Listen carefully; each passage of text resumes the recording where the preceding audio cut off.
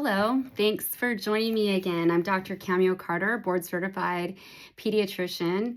And at the end of the day, one of the greatest gifts we can give to our kids, and I'm paying special attention to middle schoolers, adolescents, young adults in this segment, is to help them learn to manage their time in a way that feels meaningful, not just busy.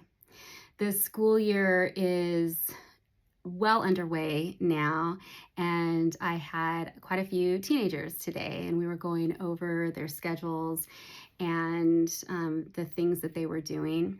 And an exercise I love to have kids do who are trying to manage a lot is I tell them to either do this if we have time in the office or to do this when they get home. Take a piece of paper and reflect for a couple minutes and think about the things that they love to do.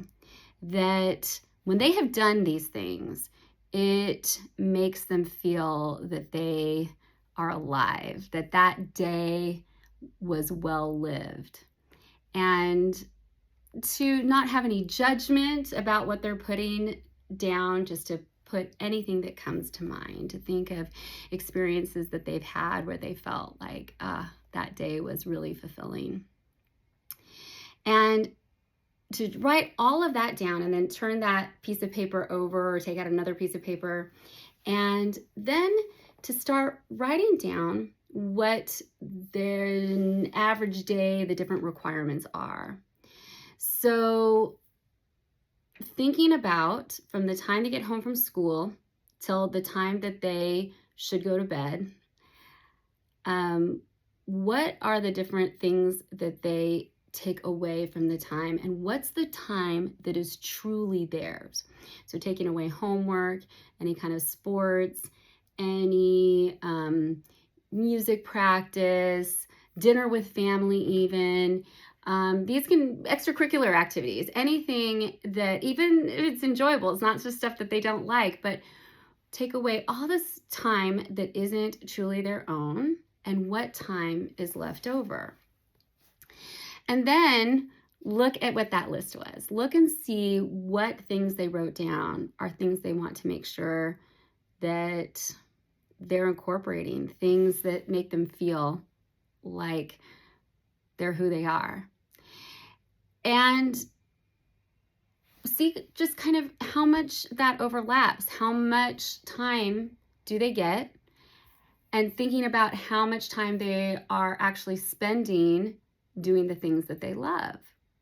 One of the reasons I go through this exercise is because of the amount of time that many of us spend on screens, and this is adults and kids and adolescents and adults. And screens are designed to keep our attention. They're designed for us to kind of lose track of time and space. And if we're not careful, then we're going to lose a lot of time to that. And kids are establishing their habits and their patterns. And so having that time awareness is really helpful. If we're not intentional, that time spent with screens can really crowd out all the other things that might also bring us a lot of joy. So I think that working with them to say, like, okay, it's not just that screens are inherently bad. And certainly we could say that there are things that are out there that we don't want our kids being exposed to.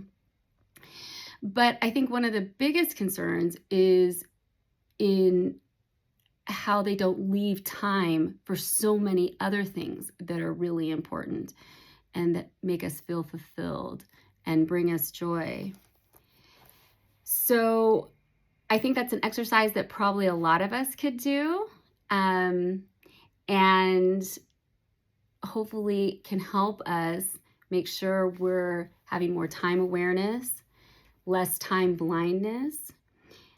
And at the end of the day, when we want our kids to learn that their time is valuable, and that they start to practice and learn how to spend it on the things that are truly valuable to them. In this way, they're not just learning about time management, they're really learning how to live.